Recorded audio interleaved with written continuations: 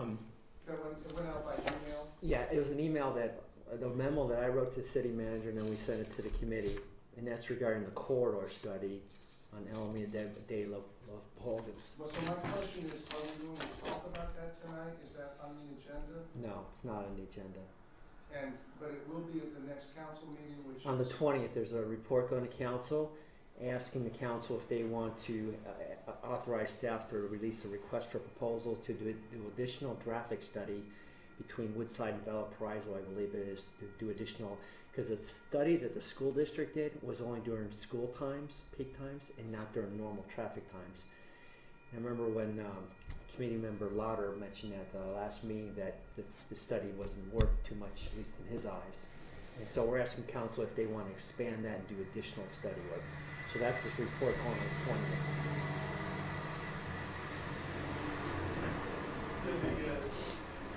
The council will review that proposal, and if they have some action they want us to take, they could. So we've taken whatever action already. Is this going before council a result of the discussion here? Now we're asking council if they want to do additional study or not, or just leave it as is. So. Okay. And will any member of the transportation committee be present at that? I have not been asked to appear. Sorry. Hello? Okay. Well, then, that's fine. I'm sorry to bring it up. I just wanted clarification. No Let's problem. go back to the agenda. If there are any particular issue that you'd like to represent the council. We just got some stuff sent. I just wondered what the status was. That's all. Gary, just to catch up, Mark brought up the Alameda de los Polgas corridor study. It's going before the council on the 20th Correct. of this month. And as I mentioned at the July meeting, is I would be doing an off-agenda memo and then copying it to the committee, transportation committee, and then bring a report to council. So that's exactly what we're doing. So I don't know if you'll have an opportunity to attend the meeting, or if you will choose to, or. Well, the report will be posted, I believe, on Friday online. So then you can see exactly what's in the report and what we're asking council for. What are you asking council for?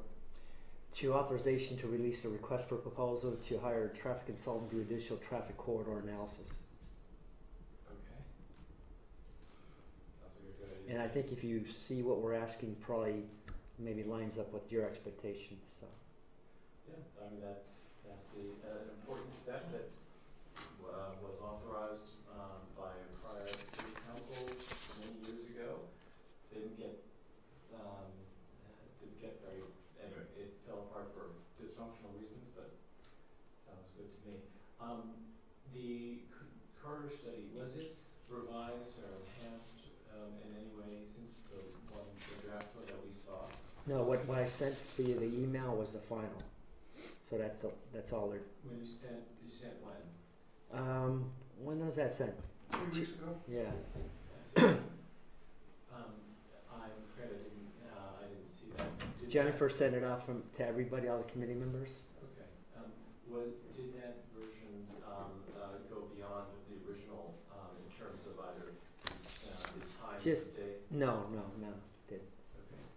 No. So it addressed some of the comments we had, but not everything, like the times and all that. Nothing changed there. Yeah. Okay. Is that Angela? Yes. Okay. Hi, Morgan. Do you have this on top? Chief, can you give us a briefing on the walk-by-con? Yeah, I'll just give you a brief overview. I attended it on July 12th with some Alta engineers and the coordinator of the Safe Routes to School for Selby Lane. Primary concern for Atherton and for us would be improvements to Selby Lane and some of the recommendations to help the students and the parents. There's a lot of students and parents that come from the west side. The other side of El Camino. Right, and walking up Selby Lane. Some improvements there to improve the walking path. Kind of minimal vegetation, and most of the other recommendations deal directly with the school, with the drop-off, a loop, and the bus routes, and then educating parents. And so it's not that we disagree. I think I concur with what improvements can be made on Selby Lane because there are no sidewalks, and for the amount of kids that are walking. They're also encouraging a walking school bus where a parent volunteer coordinates with the kids and guides them there, and also increasing use of public transport. Are you engaging the school district? They are. They are. And so this will be provided to council, I believe, for their review and concurrence of any recommendations. And again, about the only ones that affect us for the town of Atherton will be those along Selby Lane, from ECR to the school. Any questions? All right, I don't know if the mayor's on the phone yet. He hasn't called back. We'll see item B then. Ravenswood. So I see, I believe our speakers here this morning. Yes. Or this afternoon, this evening. Anthony, Yeah. can you see if you get this to work? I brought hard copies as well. Should we just start with hard copies? Let me see if Anthony can get this work. Okay. Well, if you have hard copies, we'd love to see them. Right. Yeah, if you have hard copy, let's hand those out. Marty, would you stick? It's the red one there. Did you find the quarter too? What, are they big ones? I think there's one in the wall. On the floor there. Thank you. Yeah, that's it. I think it's all up, but thank you. There we go. Okay. Yes. I already see it. So we do advance from here Oh, or? yeah, sorry. That's all right. Thank you. And just point towards the CPU over there. Yeah. All right. Well, welcome. Thank you for taking the time to be here with us tonight. There's a lot of interest in this topic. I'm anxious to hear your perspective. Well, thank you. Thank you everyone for having me here tonight. My name is Angela Obeso. I'm thank you. Thank you. My name is Angela Obeso. I'm a senior transportation engineer with the City of Menlo Park, and I'm the project manager of the Ravenswood Avenue Railroad Crossing project. And so I'm here tonight to share with you the status, take your questions, and hear about any concerns that you may have.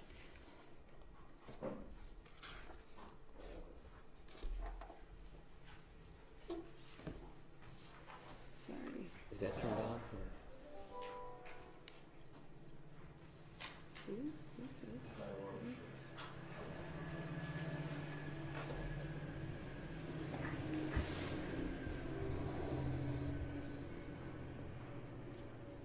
You know what? How about I just go out there in advance? Okay. You want to just tell That'll me work. that if you want to take Thank notes. you. Yeah. So the second slide is just a quick agenda of what I'll be covering tonight. The project background, give you a little update of how we got here, where we've been, show you the alternatives that we're currently looking at, and go into a little detail. I've got a couple video simulations of those to give you a better idea of what they would look like.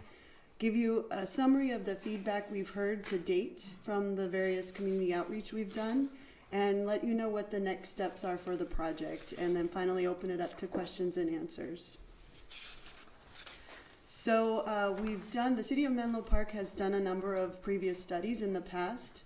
Most recently, we did some studies, some feasibility studies in 2003, 2004. And what those looked at was a broad range of all the different types of crossings you could do, grade separation crossings you could do at all 4 of the locations within Menlo Park. And that's Ravenswood, Oak Grove, Glenwood, and Encinal. So from the results of those studies and the findings, the feasibility findings, we narrowed it down to the 2 types that we're looking at with this study. And so we moved forward and we received a grant from the San Mateo County Transportation Authority through the Measure A grade separation program. And the current effort is putting together a project study report with the end goal of having one preferred alternative that we'll move forward and start gathering funding for environmental and design. So here's a little graphic representation of the three alternatives that we kind of came up with, representing the two different types. The first one is alternative A, which is what we call an underpass. It's basically keeping the rail elevation at its existing elevation through the entire city limits, and only focusing on grade separating at Ravenswood. So Ravenswood would be excavated to go underneath the train tracks. The other crossings at Oak Grove, Glenwood, and Encinal would remain exactly as existing. We wouldn't alter any of the traffic patterns at those crossings. The other two alternatives are variations on what we call a hybrid. Basically, the train tracks would come up a little bit and the roadways would go down a little bit, trying to split the difference. And that would grade separate. So the differences between the two, B and C, is alternative B looked at grade separating at Ravenswood and Oak Grove, and the rail elevation would go up steeper, have a higher maximum elevation, and come down steeper. And the other alternative, C, looks at Ravenswood, Oak Grove, and Glenwood, and it gives it a flatter rail elevation through the town. I'd also like to note that all of the alternatives that we looked at as part of this study, one of our main constraints was to meet existing conditions at both city limits. So down at Palo Alto at the creek, and up here at the Atherton Channel, so that we are only looking at anything that would change within the Menlo Park city limits. So we are looking to match at existing at both ends. So just a little summary of some of the community outreach we've done. We've had a series of 3 public meetings in which we presented, open, what are your comments, what are your concerns? Then we presented these alternatives in more detail. And then we came back a third time with refinements, and at the last meeting, which I'll talk a little bit more about later, but we presented not only details of the alternatives, but also traffic impacts and construction impacts. We also had a rail information meeting, and throughout this process, we've been meeting one-on-one with various property and business owners that may have potential impacts by one of these alternatives. We've also been giving presentations similar to this one to various City of Menlo Park commissions, and we visited the City Council twice so far. On this slide, you'll see the 3 dates in green. Those are the current efforts that we're making with city commissions and council. So just last night, I gave a version of this presentation to the Planning Commission and asked to receive their recommendation to move forward with City Council on what to move forward with. I'll be giving the same one to our Complete Streets, which is used to be our Transportation and Bicycle Commissions, but we're doing a trial of combining those two, so we're calling it our Complete Streets Commission. So that will be tomorrow night, and we'll be asking them for a recommendation as well. Then ultimately, we're going to City Council on October 10th, where we'll be giving them this presentation and also summarizing what we hear from you tonight, from the commissions, and letting them know what the community at large is saying about the project and their preferences. And on the 10th, we'll be asking for them to direct staff with a preferred alternative so we can move forward and start looking for funding for environmental and design. So as we've done all of these various types of community outreach, we've heard some common themes. And this is a list of a lot of the ones we keep hearing over and over, but I want to highlight the first 4 bullets there because those are probably the ones we hear the most. The community was very interested in doing more grade separations at one time to kind of, do the construction once, get more benefits, that sort of thing. We also heard a lot of folks concerned about minimizing the height of the railroad. Any elevation of the railroad tracks would have all sorts of different potential impacts, and so they're concerned about minimizing that. Also, pedestrian and bicycle access and safety, specifically across the railroad tracks. They want to see more improvements with that. And the connectivity between Alma and Ravenswood. For any of you who've been in that area within the last couple of years, you know that we made some changes where it used to be a full 4-way intersection where you could go through and make lefts. There was a period there where we restricted some of that and we tweaked it a little bit, and so now there are barricades in the median of Ravenswood So no longer can you drive through on Alma Street or make left turns in or out of Alma Street. And a lot of the community finds that very inconvenient and would like to see that full movement brought back to that intersection. Next slide. Do you want to take questions during, or do you want to wait till you're through? Whichever you prefer. Can we go through the presentation? Sure. So back to this slide, just reminding you of the three alternatives before I show you the 3D simulation videos. But one thing I wanted to note here is taking into account the outreach comments we heard in those top four, more grade separations and minimizing the rail height really pointed towards looking at alternative C over alternative B between the two hybrid versions. And we really wanted to be able to focus in detail on one.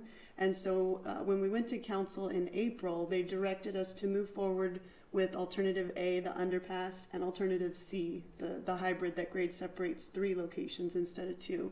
And so if you click again, it'll disappear. So right now what we're looking at and what I'll show you tonight are alternatives A and C.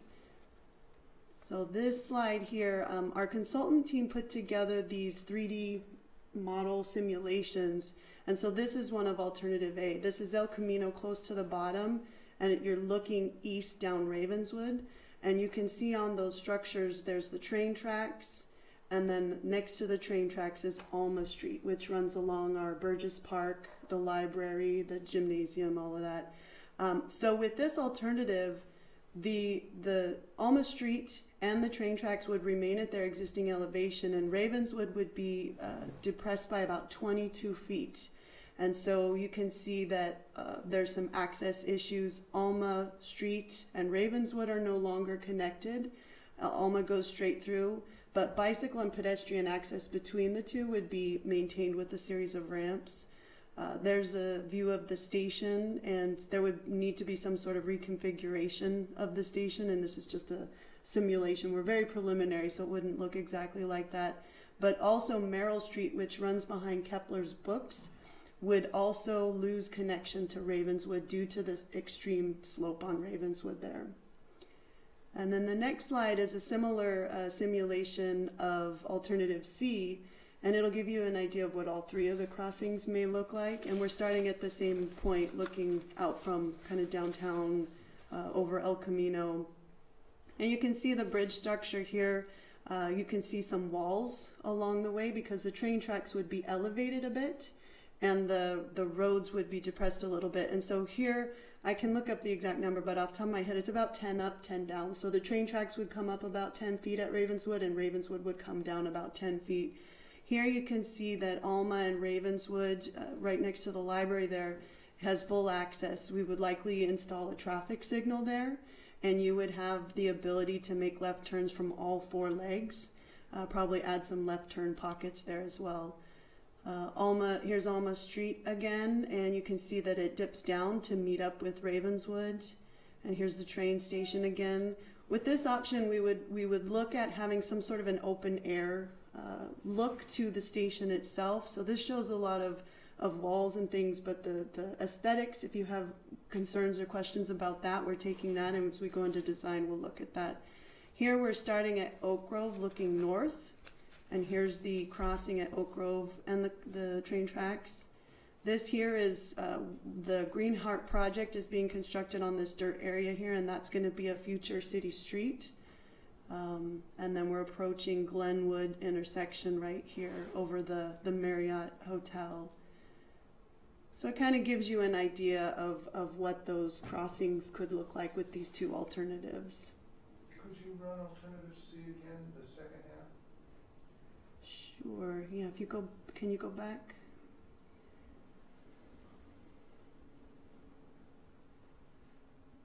I think it'll start on its own.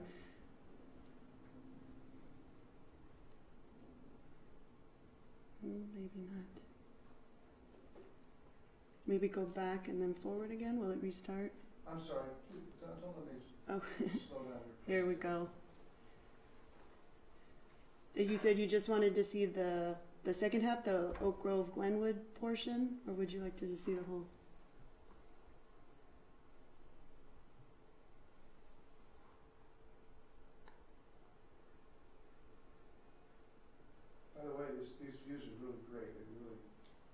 Oh, good, good. It's a great help in terms of visualizing. And I'd also be interested in hearing your feedback if there are, they have the ability to take still shots from different angles, because this is a 3D model they've already created. If there are perspectives or angles that you think would be helpful that you don't see here, let me know, and we can see if we can create those for the council meeting.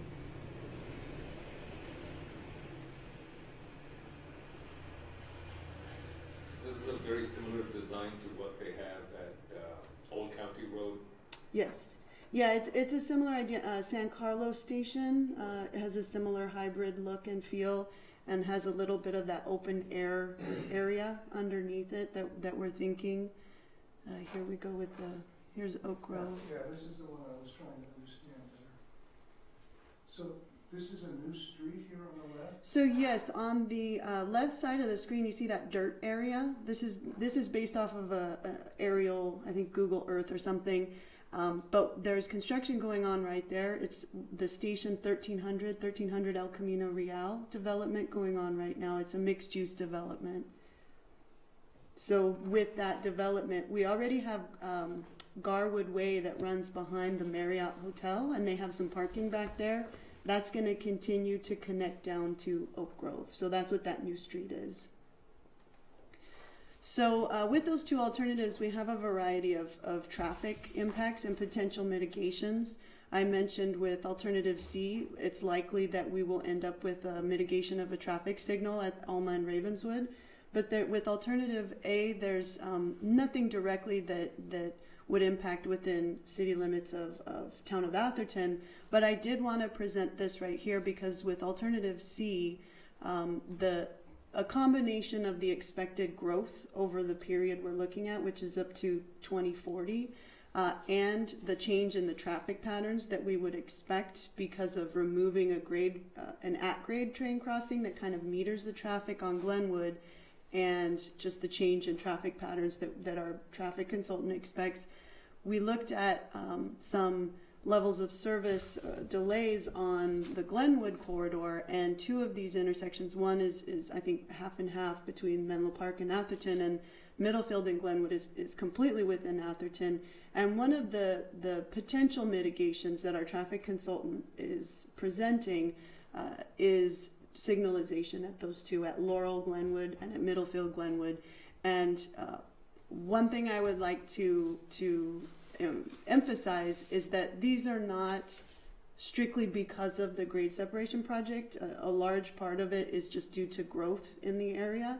And so because of that, it's not necessary. When we go through the environmental, it's unlikely that these will be required mitigations. These are things that we would probably talk to town a little bit more and see if it's something that the town is even interested in. Looking at signalization at either of these locations. But I just wanted to make sure that you were aware that this is something that our study is showing, and we're showing the community, but it's not something that the city of Menlo Park is saying we will do this, because we know it's a partnership here, and if the community is for it or against it, we really need to look further into that. But I just wanted to make sure you were aware that we're showing potential traffic signal mitigations at these Glenwood intersections. So with all of this information and these analyses, we tried to come up with a good way to compare the two so that we could move forward and have people start making decisions about which they prefer. And so this alternatives matrix takes a lot of the common themes of comments that we've been hearing, which are the items on the left side of the screen there, and tried to rank between the two, which one is better or worse, so to speak. And I think the main takeaway from this matrix is that with alternative A, you get improvements, you get moderate improvements, and you get moderate impacts. So it's a good balance there. But with alternative C, you get much greater improvements, but the trade-off is you get much greater impacts as well. And then at the bottom, the order of magnitude costs there, those are very preliminary, that we're just planning level. So once we get further into design, those will be refined, but it gives you an idea of what we're looking at between the two. So as I mentioned earlier, we went to the community in June, And we presented this along with some detailed construction impacts, traffic impacts. And we asked the community, we had breakout tables where we asked them to vote for which of the two they preferred, and also some questions about construction impacts and their considerations there. And from the 55 attendees we had that evening, a little more than 85% said that they preferred alternative C, which is the hybrid that grade separates 3. And the reasons they preferred that were that you get more bang for your buck, so to speak, do construction once and you get more grade separations. And that then increases the east-west connectivity across town. We did hear some support for alternative A, and the reasons that they preferred it was that they felt like Ravenswood is our highest volume, so let's focus on that. That's the issue, so let's focus and get that one done. And also it had the lower construction cost of the two, so they felt that it was more likely to be able to move forward with. We have determined from previous studies, and we relooked a little bit at certain alternatives that were previously determined to be not feasible, specifically the trench or tunnel alternative and the viaduct alternative. But I'm happy to answer questions about our analysis on those, but we're continuing to hear some interest about those, and so I just wanted to mention that as well. With regards to construction considerations, we asked them questions about working hours, weekends, nights, bike and ped access during construction, things like that. And so they had some flexibility on that, but within limits. You know, it's residential, so they don't want to have night work every night, but they're willing to go maybe till 8 p.m. On a regular schedule. I also mentioned that we've been doing a lot of one-on-one meetings with property and business owners that could potentially be impacted, and we've been hearing kind of along the lines of those who have minor to no effects from the project and those with moderate effects. Generally, they support alternative C. Those that have major effects, particularly with access issues, they prefer alternative A, and a lot of those are on the Glenwood and Oak Grove corridors. They also had concerns about maintaining construction access throughout the period. They want to make sure their customers and residents can get in and out of the site during construction. So the next steps, as I mentioned, we went to Planning Commission last night and heard their feedback. Tomorrow we'll go to Complete Streets Commission and hear their feedback. And for your information, we record those and they're online. You can live stream and watch them, or the Planning Commission is up already. You can see and listen to the discussion if you'd like to know more. And then ultimately we'll be summarizing all the input we received from them and from you tonight, and on October 10th asking the council to give staff direction on what to move forward with, which alternative should we move forward with. And with that, I think that is the end, so I'm happy to answer questions. And How much is it going to cost? Excuse me. Oh, sorry. Mark, should we just off? So, my first question is, you said that there were noise objections to elevated tracks. Can you explain? Sure. So there's concern that by raising the tracks, the noise level, the level of the wheels will be higher, and so potentially the noise from the wheels will travel further. And so we looked at similar case studies. We talked to Caltrain about other noise experiences that they've seen from projects that have recently been built. And because as part of this study, noise is such a complex issue. You know, it's sound waves and how it's going to behave and bounce off of things. It's very hard to predict. So we really need to have a specialist come in, and that will be done as part of the environmental design. But for now, we tried to come up with some way of comparing noise impacts with raised tracks versus just having more grade separations. For example, you know, you remove a grade separation, you remove the need for gates and horns, and so that right there reduces a lot of your noise. So trying to compare those things on that level, but that's where the concern was. So I should have started by thanking you for coming Oh, and of for course. presenting this material to us. This is really an example of wonderful cooperation between neighboring cities, and I'm really thankful and I'm impressed. Well, thank you. Thank you for having me. I have one other question, which is kind of your business, not mine, but I wonder how this is, what the potential for high-speed rail and the rebuild of the Caltrain corridor, and how that fits into this, since you're going out to 2040. Right. So we've been following the high-speed rail, I'm sure you folks have as well, very closely, and especially while we've been working on this study. And when we began the study, there was the potential, one of the options that High-Speed Rail Authority was looking at would have a third track running down from the north through Atherton and Menlo Park and ending, I believe, in Palo Alto somewhere. Since that time, they've done a lot of their studies and they've moved forward with stating that high-speed rail does not currently consider that alternative. They're looking at alternatives that stop that third rail in Redwood City or north. And so as of right now, we're, what we have, the information we have is that we will keep the 2 tracks through. So anything that we do, though, we're making sure we're working, this is a partnership with Caltrain, so their engineers are reviewing what the consultants are doing to make sure that not only will this work with electrification and the poles and equipment they'll need to put out for that, but also any potential discussions they're having with high-speed rail about compatibility. Thank you. Jerry? Yes, I was curious how much this is expected to cost. All right. On the matrix page, number 12, so down at the bottom there, those are order of magnitude costs for the 2 alternatives for the construction. So this does not include the design engineering portion of it, but that would probably be in the 5 to 10% range for that work. Yeah. And when during the time that's under construction, will Caltrain services be interrupted? No. So that's a requirement for every Caltrain project, and every project that's been done up and down the peninsula, they have to remain operational. They will allow certain outages during non-peak times. So for example, on a weekend, they might allow us to do a closure, a bus bridge or something like that.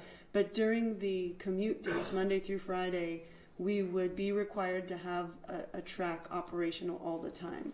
And so when we looked at the construction impacts for our 2 alternatives, we looked at the worst case scenario, which is the need for a detour set of tracks or a shoe fly. And we looked at, you can go east or west. And so we looked at both. And the west side had less impacts to buildings and structures and homes. And so our assumption is the shoe fly would go on the west side and would run roughly the length. It would go slightly outside of the length of whichever alternative we go. They're about the same length, but both of them we figured would still be able to stay within Menlo Park city limits. Because neither of our alternatives is touching Encinal, we would be able to conform back before Encinal on the north end. So is the technique where basically you, during the time that you're working on one track, the other track remains open, and then when you completed the first track, then you switch the closure? No, what we're looking at is moving both tracks over temporarily and building both new tracks at the same time. And then that will allow us to build the structure completely instead of half and half. And we anticipate that would help speed up the construction process. But the construction staging that we've looked at now is, like I said, for everything, it's still very preliminary. And so once we get to the design phase, we would look at it a lot more closely. And it's possible that something like what you're describing could make more sense. But from a temporary right-of-way impact, we wanted to kind of figure out what's the worst case and plan for that. And then if we can make it better or less impactful, then that's better. No, it's great that you have enough space to temporarily relocate them. Mm-hmm. Yeah. Also, also, there are a number of techniques which are not widely used, but they are effective for reducing railroad noise. There are several categories. One is to apply vibration damping materials to tracks, and another is to apply the same kind of thing to the undercarriages of railroads, of the trains, and the last is to put up a short noise-absorbing barrier near the wheels. And obviously that's not needed near stations because that would impede people from getting on and off, but in between where they're going at high speeds, that can reduce the radiation of sounds. And so while doing this would be the ideal time to contemplate that. Also, since you'll be removing and replacing rails, if you polish the rails, then if they're smoother, they'll emit less noise. The same is true for wheels, but that's out of your control. Okay, thank you. Sure. Those are good info. So what's the maximum duration that any of these 3 streets may be closed down for traffic? So we didn't look at that level of detail. We looked at overall. The goal would be to keep all 3 streets open. If we move forward with alternative C, to have perhaps it's a combination of one way on maybe the 2 lower volume streets, Oak Grove and Glenwood. But the way that we projected the staging was that all 3 of the streets would have some access at all times. Again, as we go into detailed design, that may change, and we may find that it's more efficient or effective to close Ravenswood, keep the others open, and then finish Ravenswood and switch, close Glenwood and Oak Grove, and have Ravenswood complete. So, but the way that we projected right now, the overall project for alternative A would be between 3 and 4 years of construction. That's from day 1 to opening day. And then for alternative C, because we would basically be doing the same thing but 3 times, it would probably be 4 to 5 years of construction. And assuming the project gets green lighted, then what's your estimate in terms of likely start date? So if council on the 10th, if we are given direction to move forward, then city staff will start looking for funding to move forward in environmental and design. So that would happen. This project study report will likely wrap up at the end of this calendar year. So that would happen shortly after that, and hopefully we could get that moving next year. Overall, if all the stars align and we get funding and we move through design and everything happens, best case scenario is probably 8 to 10 years until we have a completed project. Best case. So that means that roughly best case scenario is 4 years to start construction. Yeah. With the funding, is that a dedicated source at Measure A? So Measure A has lots of pockets of money, and one of the funds is specific for grade separations. The money that we got is from the grade separation fund. It's the same money that Burlingame used to do their recent study at their Broadway crossing. And I believe San Mateo has a little bit of that money, but it's not the only money that all the agencies are going to use to create their Is the high-speed rail project contributing anything to the grade separation? My understanding is right now it's a case by case. I believe that San Mateo worked with High Speed Rail and is giving some facilities, and I can't speak to that in detail, but I believe in that case it is a partnership with High Speed Rail for funding. It's possible that our community could get some of that money too, but right now, because they're still working through the details of their environmental, we don't know, but it's something we're watching. We're watching every possible funding source. Is Menlo Park solely in control of this project, or do you have to have buyout from the county or any other entity? As of right now, this project is a partnership. It's us and Caltrain running this project. The city of Menlo Park has the project management of it, and so it's ours in that way. And the way that Caltrain has been running with this project, and my understanding of Burlingame and other recent projects too, is that they would rather have a project move forward that the community is in support of. They would like to see more grade separations built, and this is my understanding of their perspective. I'm not speaking for Caltrain specifically, but at the end of the day, their engineers need to approve the designs and okay it before it can get completed and built. So it's a partnership, I think, is a better way to describe it. Yeah, so we've talked about all the easy stuff. So here comes the hard stuff. All right, I'm ready. So in our community, Redwood City, Palo Alto, Menlo Park, we've had problems with deaths on the railroad tracks. Mm-hmm. You mean suicides primarily? No, I mean deaths, and there are multiple causes. Suicide is one of those causes. I don't know what the history, I mean, I just read the newspapers and I try to remember, but I don't know what the history is of deaths on the section of track that would be elevated in Alternative C. Have you looked at that?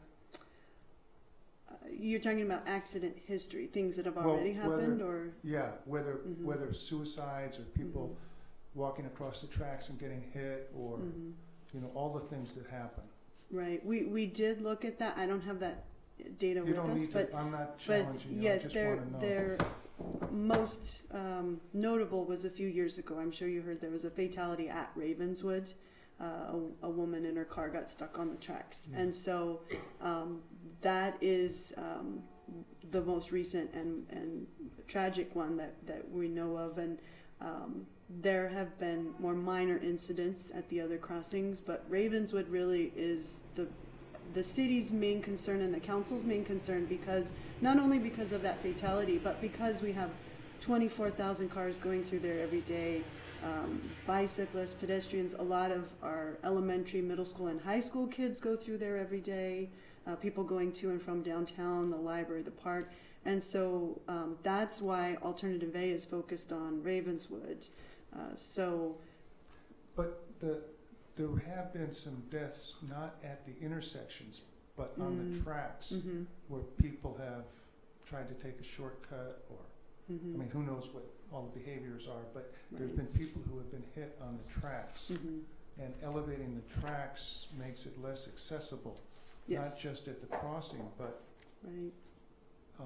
between crossings. Yes, that is true. It makes it a lot more difficult to get onto the tracks. So have you looked at the potential benefits from death reduction and accident reduction? Not specifically, not in those specific terms. We have looked at the incident history, and we'll be using that as some of the support for why, as we move forward to get funding. Yeah. Again, I just want to commend you for coming here and sharing this with us. Second I hope that Thank you. you understand that we're really happy you're here, and that all our questions were just to better understand the situation. Of course, yes. Thank you. Happy to be here. I have just one more. Have you measured congestion relief associated with the completed project? I would presume that Ravenswood would flow better, and it would flow better if you didn't have the crossing arms. And my understanding is that there'll be capacity in Caltrain will be increased, the number of trains will be increased. There'll be even more downtime. Yes, yeah, we did. I have some of the level of service and delay numbers with me if you want to take a look at those. We did do a thorough traffic study that looked at both alternatives and a no-build alternative to compare it to. And that's how we came up with some of these potential mitigations for signals and right turn pockets, things like that. But it would definitely improve the connectivity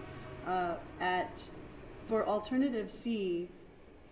There would no longer be any kind of a stop at Glenwood and Oak Grove, because there would be no train tracks there anymore. So it would improve the flow on those segments. On Ravenswood with alternative C, it would create a traffic signal there. But the benefit of having a traffic signal as opposed to a rail signal is that it's on a timer. It's an expected wait. With the train, as you guys know, you're pulling up and you don't know if the train's coming or not until you're there and the gates come down, so you don't know how long you're going to be there.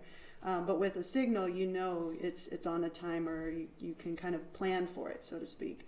With alternative A, just looking at Ravenswood, it improved, naturally it improves on Ravenswood, and it brings some of the traffic off of the other side streets. If there's a grade separation at Ravenswood but not at Oak Grove, drivers will be more likely to take Ravenswood because then they don't have to stop potentially at a train crossing.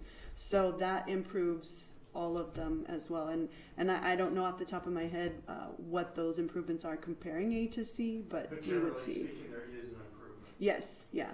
And that's also, as I mentioned before, accounting for expected regional growth over time too. So looking at 2040 as our final year, design year, so to speak, it's an improvement over no build. Mm-hmm. Well, I want to thank you again for coming. Sure. And did you have? Yes, just one other question. So is San Mateo County handling all of the funding for this? Just this study. So the grant that we have, we received a grant for $750,000 to do this study, and that is to complete this study. Once we've completed this study, then we need to find more funding to move forward. See, and I'm just curious, roughly what you expect the apportionment to be in the costs of that? From the county or from in general? From whomever. I mean, it's obviously a very expensive project, Yeah. and very worthwhile, but very expensive. And so I was just curious where you expect the money's going to come from. Yeah, we're not sure. So we're going to go back to the county, and we're very hopeful that if we can get to a preferred alternative with this study, that puts us in a much better position. It shows to the TA, the county, CCAG, the state, the federal, that we're serious and we want to move forward with something. And so I think that helps us compete better. And so that's why we're waiting to start looking for money until we have that preferred alternative and we have a council direction in our hands. So we're going to go after every source that could potentially give us money for this. Yeah, and will you mentioned high-speed rail, but just to be clear, is it clear that that what you put in will be compatible with high-speed rail were it to be built? Yes, that was one of the requirements of this grant, that we had to meet certain criteria, that if a third rail does come through, that our design would not preclude it. We don't have to design it and build it. We just have to make sure that if they come through in the future, we don't preclude it. So that was a requirement of the grant. Unrelated question, which you may not be prepared to answer. Can you update us on the status of the 101 Willow interchange replacement? I can if it's allowable. Sure. So actually, at tonight's Menlo Park City Council meeting, they're getting an informational item, and there's a staff report associated with that you can download and take a look at. But in summary, let me see if I can remember all the details. They are currently wrapping up stage 1. Stage 1 of Willow 101 basically is preparing all the temporary alignments of things. They are realigning the ramps. They've shifted them a little bit. They're building a little bit more pavement. They're moving utilities. If you've been out on Willow lately, you might have seen big machines on either side of Willow digging large holes. Those are to replace some water mains that go under the freeway and under Willow.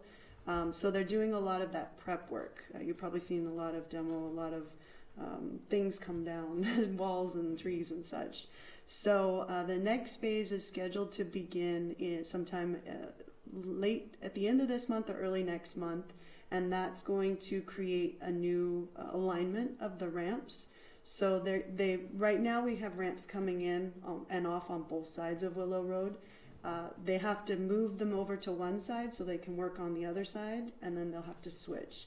So there will be temporary traffic signals being turned on, so you may see some overhead wires and poles associated with that coming in soon. So that will take effect soon, and the ramp layout that you may be used to using now is going to change a little bit. It'll change a few times before it's all said and done. And like I said, that's so they can move traffic away from areas they need to do major grading, excavation, drainage, that sort of And thing. at what point will they be putting in the traffic lights? The temporary ones are being installed now, and they will be operational sometime in early October. So that's the latest I've heard. I have a update with them tomorrow, so I can confirm that. But that's the latest that I've heard is early October. The temporary signals will be in place in some form until the duration of the project, and the final signals, and you'll know that they're the final because they'll be the steel poles instead of wood poles and overhead wires. Those will most likely be operational about this time next year. So, but from a traffic flow perspective, as soon as the temporary lights go in, that should pretty much be similar in its traffic impact to the ultimate design, right? Similar, but not exact because of the way that the on and off ramps will be different from their ultimate. But it'll be somewhat similar in that we have signals on Willow where we didn't before. Right. Mm-hmm. Yeah, but you're not gonna have there's this whole design so that there's this, I'm sorry, I keep using the wrong terminology because I've come from a different discipline, but buffers. So you have these areas where cars can collect as they come off the freeway. You're talking about the exit ramps. Well, they're not just exit ramps, I'm sorry, I don't have the right language, but they're buffers. They hold a lot of capacity of cars, and then A big exit ramp. yeah, well, multi-lanes and long, blah, blah, all of that stuff's not gonna be there. Right. So Yeah, the traffic flow pattern is not gonna be anything like what it's gonna be when it's finished. Now, whether it's good or bad, I'm not gonna comment. But yeah. And I think just by virtue of having construction, people drive differently, and this is just my opinion as a transportation engineer, but people behave differently when there's a barrier there versus when it's a regular wide open roadway. So I think we'll see some of the effects, but I think there's a portion of folks that will just avoid the construction. So the volume may go down. People will behave differently. They're unfamiliar with the construction layout. Looky-loos, so to speak, or just watching what's going on and not paying attention. So hopefully we don't have a lot of that. But I think that until the ultimate signals are in place and operational, and we've gone over that initial learning curve, I don't know that we could call it anticipated typical traffic for probably another couple of years. But it will give you a feel for how it feels to have signals on Willow, and if it potentially helps meter the folks traveling through on Willow and not getting on or off the freeway. But with construction, as I'm sure you know, it's all bets are off. We wait and see what it is at the end. Right. So, and the backup that will likely happen on 101 will probably overlap the University Avenue entrance and exit ramps. And so that may cause its own set of issues. I know that Caltrans did some analyses of the construction staging and the traffic. I haven't seen them, so I can't speak to that. So I'm not sure. It was long ago before traffic levels. We've already exceeded their 2020 projections. A few years ago, we exceeded the 2020 projections. So we're not applicable. Thank you. Sure, you're welcome. With that, again, I want to thank you again for taking the time to be with us here tonight. Wonderful. Thank you. It's up to you if you'd like to keep it. No? Okay. Sure, we'll be in touch with you again. Yes, With yes. the 10-year horizon planning. So you can also think about what you'd like to hear from us. I don't mean right now, but I mean, we should. In general, in the future? Yeah, we should reciprocate. Okay.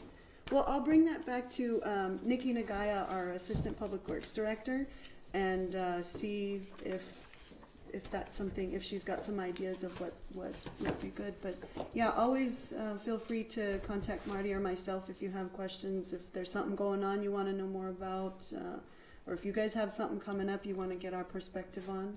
I'm happy to come back anytime. Thank you. So, thank very you. much.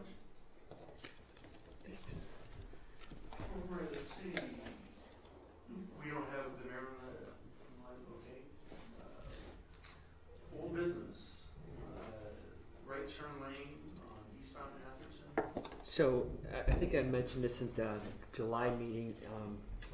The staff has done a lot of analysis on this intersection regarding right turn lane. And so I have a lot of data that I'm currently accumulating and putting into a memo. And so I'm about 90% done with this memo. And hopefully in the next few weeks I'll have a memo. I'm going to present it to the city manager. And then I'll see what the city manager wants to do with that. But right now, I guess just a quick real summary is absent trying to get some property of the one homeowner there. There's not any easy answers to make that intersection, or at least the right turn movements there any better anytime soon. So His walls doesn't intrude on the right of way. no. The property lines, we checked all that with surveys. They're all where they should be. So unless council at some point wanted to buy some of the property to widen that, there's really no other options that we see that's really feasible at this point. So, but I'll be summarizing on this memo. Quick question. Is it the case that the property extends to the limit of the sort of the I wouldn't call it a sidewalk, but the dirt sidewalk, or does their property end at where the wall is? The property ends actually about 6 inches beyond the wall. So that wall is all on their property, and then actually their property is like another 6 inches over. Right. So.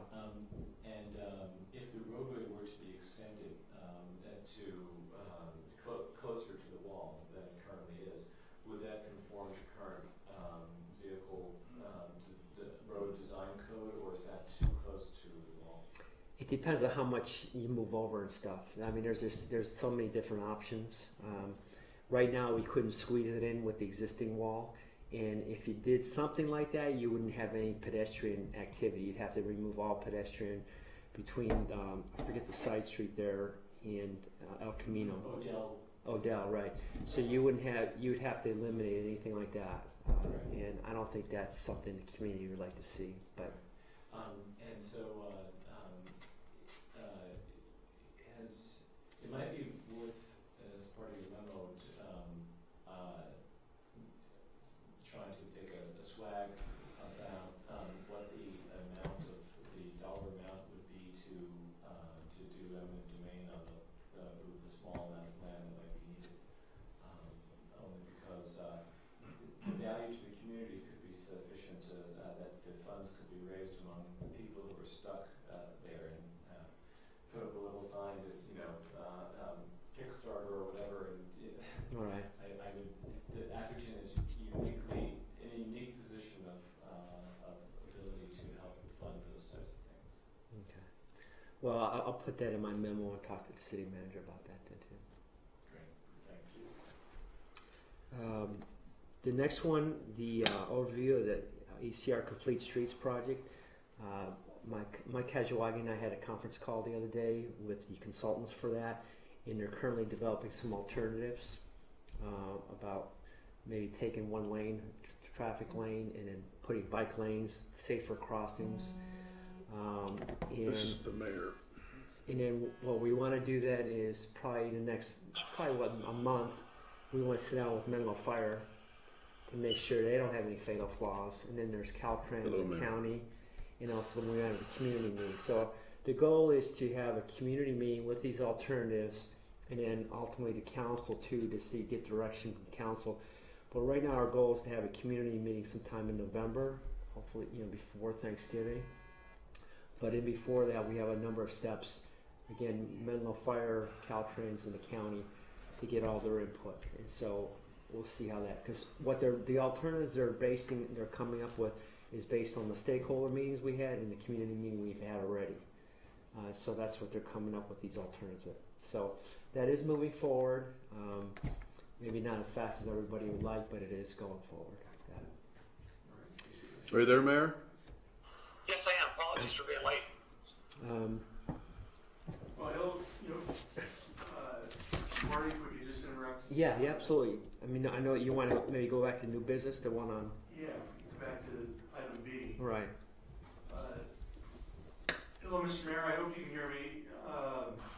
Yes. You're on the agenda to discuss proposed lane reductions on Middlefield Road. Hello. Yeah, I'm sorry. You're looking for me to discuss proposed lane reductions on Middlefield Road? Yes, it's on the agenda under new business. Yes, I was looking for staff to take the lead on that. I apologize. But if we're talking about what's going on in Palo Alto, you know, they're making plans to reduce Middlefield to one lane in each direction for a bigger chunk of the road. And you know, my thought of that is we should be aware of that and think about what we want to do, if anything, about it. Okay. Have they adopted that proposal, or are they moving ahead with a reduction to just a single lane, or is it still in the proposal stage? I believe it's still in the proposal stage. I don't know what staff member is Mike there. Who's Marty? Mayor, this is Marty Henneman. No, Mike Kajawak's not here. This is the first I've heard about this proposal. Within the town limits, you know, Middlefield, as you know, is already one lane in each direction. So I'm not sure what's going on in Palo Alto or other jurisdictions south of here. Yeah, well, in Palo Alto, they're looking to reduce it all the way through, I believe, University, which would have significant traffic backup issues. And I believe it's in the planning stages. I know about it only from reading the Daily Post newspaper. And Marty, I'm sorry you were brought up to speed on this before the meeting. Yeah. All right. So I mean, we could look into it, but this is the first I'm aware of it. You know, perhaps for our next meeting, if we just find out, or is this something they're proposing, or Right. have they adopted it? Or We'll get an update on that. Sure, absolutely. Yeah, that would be great. I'll look into that then. Thank you. And then, Marty, I think item C, the bike headmaster program. Yeah. So Before you leave that item, Sure. may I? So we just had Menlo Park here, correct. and so this Palo Alto change is Menlo Park's going to be between us and what Palo Alto's proposing to do. So I wonder if we should Well, I'll reach out to Palo Alto, and if liaise they with Palo Alto as if- well. maybe we invite them I to mean, come and do a Menlo presentation or whatever. But let me look into it and find out what's going on, Yeah. and then go from there. Oops, yeah. Regarding the bicycle pedestrian master plan, things are moving forward there. The intersection at Middlefield and Oak Grove has been completed, so all the pedestrian enhancements there is all done, new signal heads and things like that, countdown ped heads. And the study for the pedestrian class 2 bike lanes on Middlefield is moving forward. The consultants, Mark Thomas, is coming up with some alternatives that we actually have a community meeting, I believe it's October 2nd, to present those alternatives to. And I believe in sometime in November we're going to present those to council and get direction on that. And then our next ped bike meeting is October 17th, and we're going to provide updates on a number of different things for the ped bike committee meeting there too. So things are moving forward on that end of things too. You know, I'd just like to comment, you know, I watched that project unfold, you know, throughout the summer, the bike improvements there by the high school, and I thought they did an excellent job managing traffic flow. Yeah, it was a little challenging, because even though it was summer, there was summer school going on. So, and then, but it worked out pretty good. So we worked very closely with the principal to make sure when they had special events or things going on, that we ceased work as much as possible to accommodate their schedule. Kudos on that, like I said, I thought it was really Thank you. minimal disruption. Yeah, thank you, sir. So that's all I have for the old business. All right, staff reports. We'll start with the traffic report for July. We had one traffic complaint for the month of July. There was one arrest made for driving under the influence in July, and it was not the result of a traffic collision. No truck stop details in July. Our motor officers were on their motorcycles, and we had 2 collisions, and both of the collisions were hit and runs. None of the collisions occurred during either the morning or the afternoon commute periods, and we made 394 traffic stops during July. Moving on to August, we had 4 traffic complaints during the month of August. 1 arrest was made for driving under the influence. No truck stop details or motor officers were on their motorcycles.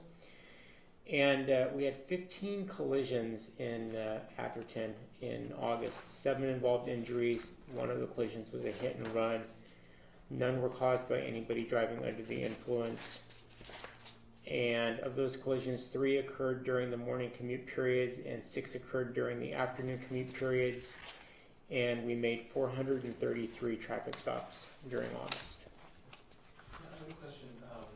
It mentions on the August report on accident number 3, it says there's a stop sign violation, auto versus bicycle. Do you happen to recall which party violated? Yeah, that was the vehicle violated that. They didn't remain stopped for the bicyclist who was already within the intersection when the automobile took off and hit him. And where was that? That was the intersection of Stockbridge and Selby. Stockbridge and Selby. Selby, okay. Yeah. And I noticed there's, I've seen 2 or 3 hawk beacons go in. Are any of those within our boundaries?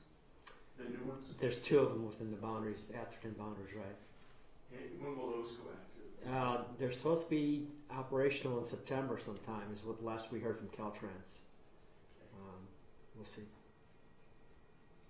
Do you have any observations, general observations about those hot beacons? Are they, as far as disrupting traffic during commute hours, or do you have any?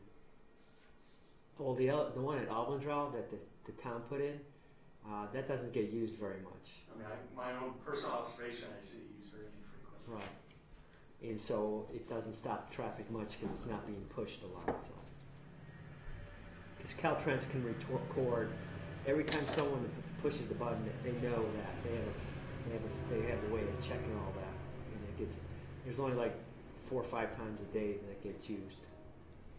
You know, I'm still surprised at the number of pedestrians I see crossing at locations other than, you know, the Almondrell beacon. I'm hoping as these others come online that becomes, you know, Right. less and less. I you know, cringe every time I see a pedestrian trying to brave those 6 lanes of El Camino. Right. Selby's the worst, Right. because most of the times, if you're 1 lane over, you can't see why is this person stopping? Is it because of traffic and my lane is open? Right. And then you suddenly see the pedestrian walking by and you have to screech to a stop. Well, the town actually has a separate study looking at just Selby and ECR about how to make that improvements better over there for everybody. And I think for me, and I think for our department, that's more concerning, as I spoke before, about the number of children that are using that and relying on a crossing guard to go across. I wasn't here, but it seems to me that that would have been the priority for the Armandale Hawk signal instead of where it's at. It's not utilized, but hopefully something's in the works. There was a fatality though at Almondrell. That's Right. Yeah. Isolated incident. Right. So, personally, I would like the police department to tell us what your impression is of the effectiveness of these over the next few meetings as they come online and as people get used to them. And I'd be personally, I would like to hear after we've had a few months if you have recommendations for further action. We can certainly go out and monitor. I know there were some gentlemen came here. There's some concern about the hawk signal at Armandale, and I have observed a few cars there. I think it's just because people aren't familiar. It is confusing if you've not come upon one when it starts to go from solid to flashing. What does that mean? What it means is you can go ahead and go because the person. But it's I don't think that's common knowledge. it's very Right. it's very confusing, and then the fact that it gets very little use makes it it's confusing. And it's a 6-lane road, like you were saying, Mark. So I can tell you, me being at Santa Clara PD the past couple of days and driving up El Camino, they put identical to these ones. They put they put 4 of them up within about a 2-mile stretch on El Camino within Santa Clara, the city of Santa Clara. And at one point, there's 2 of these things between 2 signalized intersections. And as you look down the road, you see a traffic light, two of these hawk beacons that are completely dark and another traffic light, and two of them are like, one intersection apart. So it does get confusing, and then when they turn on, people don't know what to do. But then when they start flashing or they turn off, people will just sit there and not go because they're completely confused, and there's no signs on these things. Very minimal signage on these to tell people how they're supposed to react to these things. Is there any MUTCD approved sign that would, give people instruction? Well, the signs that have been approved were part of the installation, so. But can we go back and say this is our experience? That people don't know what to do and it's causing trouble? Well, so far Caltrans has been very cooperative with us. So the one at Almondra, the gentleman the chief is referring to, he had concerns about the timing of the walk time, how much to cross, Yeah, I remember that discussion. and so I actually worked with the Caltrans engineer, and we extended that walk time. I remember that. And they're going to do that with Isabel and Alejandro too, the two other ones that are coming online. So they have the same times. It gives the pedestrians more time to cross before it goes into flashing red, which becomes really a stop sign then. And so we'll see how that works. So they're certainly open, because this is pretty a new thing for them on these kind of stretches. So I think in the feedback that we provide through this committee and the police and everybody, I think Caltrans is open to making whatever changes that might be helpful. And we'll see what the experience is after a few months. Right. With the new Exactly. operation. So one of the most common feedback that I received is that if, for instance, a driver is going southbound on ECR and it's flashing, so he treats it as a stop sign, but there's a pedestrian who is halfway through northbound. Does the driver take off now, having treated it as a stop sign, or not? That's been the most confusing Right. situation for drivers. And I agree. I was caught in that a number of times myself when I was testing these things out, and that's when I asked for the extended the ped cut, because that happened to me a number of times. I'd be halfway across the road, and all of a sudden both sides would start going, and you feel like you're trapped there in this 6 lanes of traffic. So, but now we extended that, but there's still going to be people, depending on how fast they walk across, could get caught in that. So it is different. It's a certain learning experience for the pedestrians and the drivers. Also regarding the on Middlefield Road, there were two 3-car pileups that someone rear-ending someone else. Is there any common theme among these? Do they know texting, or whether this is associated with just? Is it just a coincidence, or is there a common theme here? So in those two collisions, neither one of them indicated on the report that they were texting or on a cell phone. Most likely it's just inattention, not aware of how fast they're going, not aware of how fast the traffic in front of them stops. The problem with texting is, we ask them at a collision, were you on your cell phone? Excuse me, are you guilty of a felony? The answer is going to be no. So a lot of it is just, there's a lot of traffic out there, and cars come to a sudden stop, and people just aren't paying attention, and they're just not ready to stop that fast. And they rear-end the car in front of them, and that collision pushes that car into the car in front of them, and it's Is this Marsh Road? Middlefield. Yeah, but Middlefield and... One of them is. It was near Marsh. One of them was 200 feet north of Lane, and the other was 186 feet north of Watkins. Well, I don't know the street name, are those near Marsh? Yes. They're both south of Marsh. Right.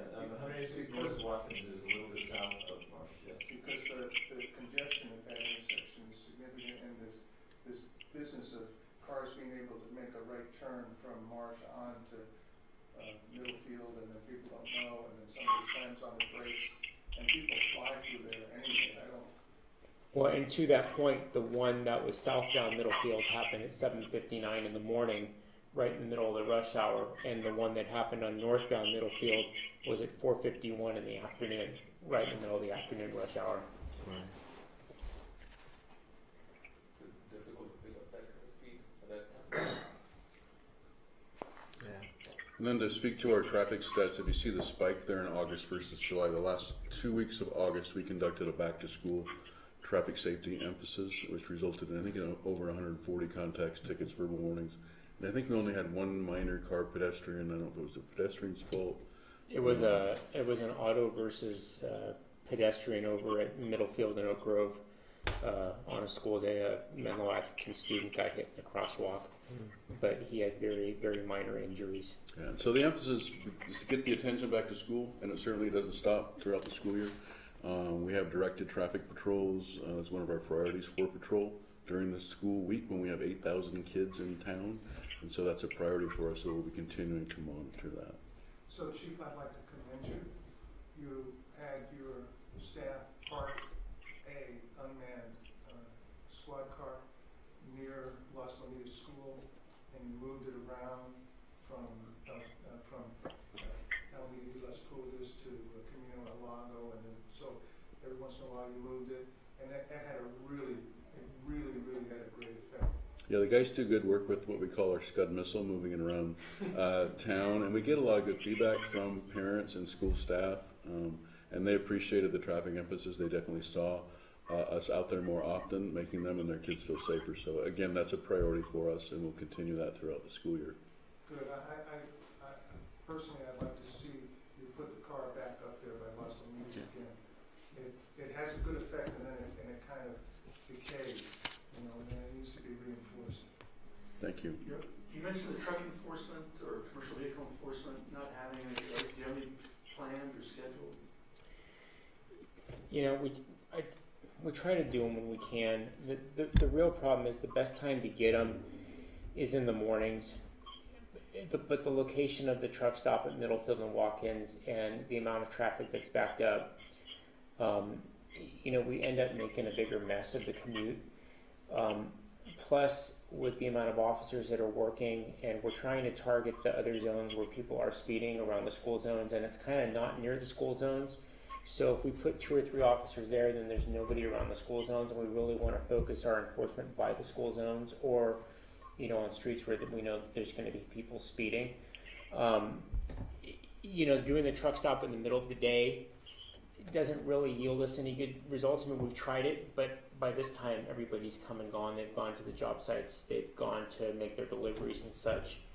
Not yet, are those, do you, primarily the vehicle inspections, or do you have the portable scales? No, we don't do any vehicle inspections. We have no portable scales, no equipment to do any safety checks. Basically, all we're doing is when we do them, we stop any vehicle with an unladen weight of more than 6,000 pounds, and we see if they're making a delivery in Atherton. If they are making a delivery in Atherton, then they're on their way. If they're not making a delivery in Atherton and they've never been stopped, normally we'll advise them of the ordinance and give them a warning cite. If they have been given a warning cite in the past, then we'll cite them for the second violation.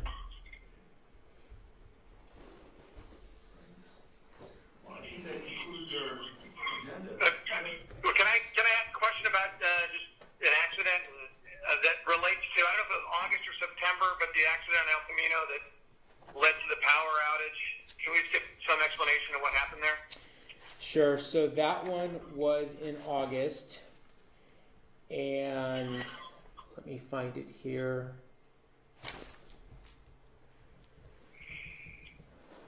Is that near Watkins or Maple, right? Yeah, I just got to find it. I know which one it is.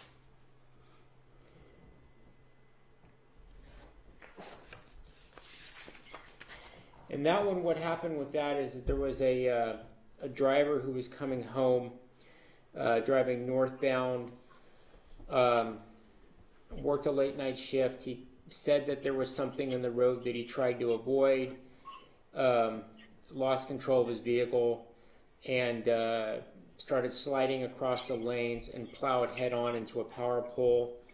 Went through the power pole and took out several feet of fence at the house at 2 Ashfield.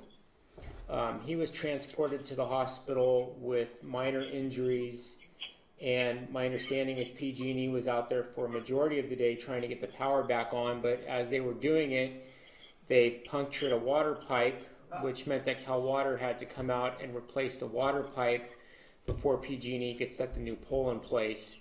So I had heard like power was out for maybe 24 hours to some people before they could get everything reestablished. Yeah, no, it was definitely out for 24 hours or so, maybe a little more actually. But do we have any idea how fast the individual was traveling? He did a lot of damage. I don't know how fast he was traveling.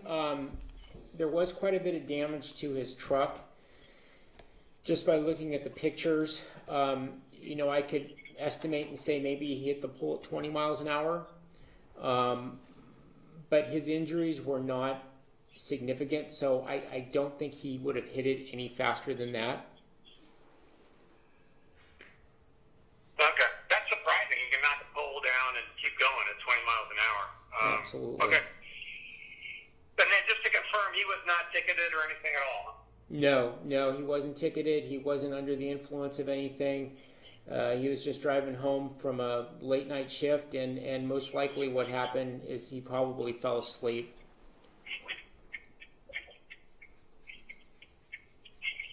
Okay. And then, Mayor, just so you know, because I think that you talked with Mr. Rodericks about this collision, and I spoke with him. We are having discussions internally about our traffic collision enforcement philosophy and keeping it in line with our surrounding agencies. Yeah. I mean, I know one was killed and everything, but it's surprising to me that somebody can drive off the road, go through a telephone pole, you know, go through a fence, go into someone's yard, and not get any kind of ticket or anything. But okay. All right. Thank you for that report.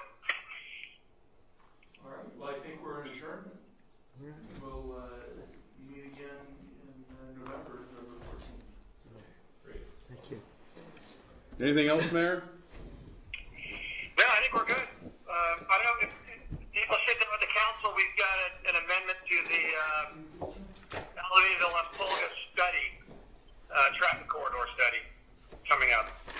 So that'll be discussed next Wednesday night. All right, sounds good. And I will be in New York during that next meeting. So with that, thank you very much. Have a good night, Mayor.